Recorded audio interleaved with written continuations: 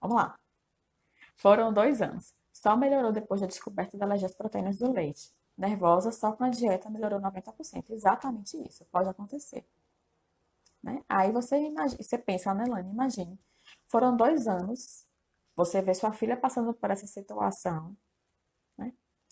E depois, quando você conseguiu fazer a intervenção efetiva, ela teve uma melhora, né? E imagine, 90% é uma melhora extraordinária, digamos assim.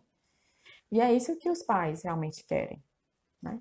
Ver esse resultado e ver essa melhora, tá bom? Então, realmente é preciso a gente investigar muitos fatores, tá? E a alimentação é um deles. Então, essa questão do sono, eu acho que eu respondi. E a outra pergunta que foi ela mesma, ela também que fez, foi com relação à introdução da alimentação complementar.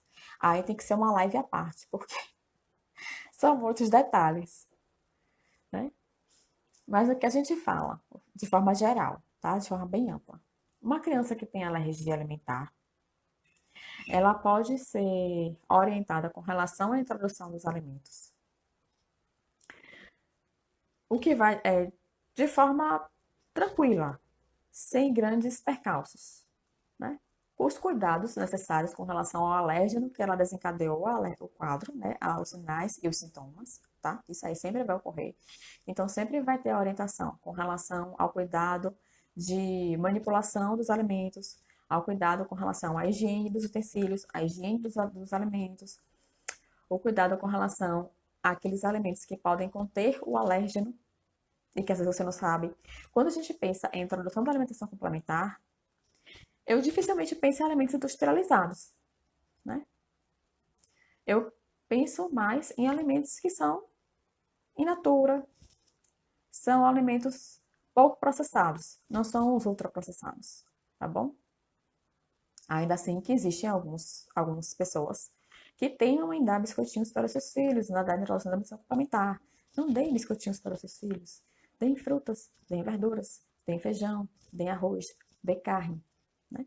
E aí, o cuidado que a gente precisa ter é se aqueles alimentos que requerem um mínimo processamento, como é o caso do arroz e do feijão, qual foi a cadeia de produção dele, para saber se existe a possibilidade do contato cruzado durante a sua cadeia de produção. E aí entra a questão da rotulagem, né? E quando eu falo da rotulagem, eu não falo só em ler o rótulo, eu falo em ligar para o... Mas eu vou permanecer aqui firme e forte. Vou ganhar da pausa. Então, vamos lá. Então, assim, o cuidado que eu tenho que ter com a introdução da alimentação complementar com crescimento de alergia é, primeiro, evitar alimentos que possam ter submetidos ao contato cruzado na sua cadeia de produção, tá? Isso é muito mais detalhado, é muito mais complexo. Vou essa palavra, mas eu não gosto dela não. Mas vai exigir muito mais cuidado. Pronto, achei a palavra certa. Vai exigir muito mais cuidado quando for, por exemplo, a alergia à soja, tá bom? Os outros alimentos, em geral, eles não têm. O ovo, no caso, que a gente tem o macarrão, né? Algumas opções para a introdução da alimentação suplementar, mas a gente tem opções que podem substituir, tá? Pronto. Se aquela criança tem alergia e ela não manifestou reação alérgica a outros alimentos, eu não tenho por que não oferecer esses alimentos para ela, certo? Ao contrário, é preciso aproveitar esse período e expor para estimular o organismo dela a reconhecer aquilo e a observar como é que ele responde àquela exposição, certo? Agora sim, tem casos e casos, tem reações e reações, tem crianças e crianças. Nada aqui é fixo e engessado, tá certo? O que eu estou trazendo aqui são recomendações dos guidelines, tá? De alergia alimentar.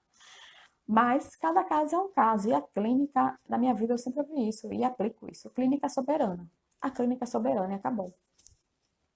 Então, é como a criança se comporta diante daquela situação que vai determinar qual vai ser a minha conduta.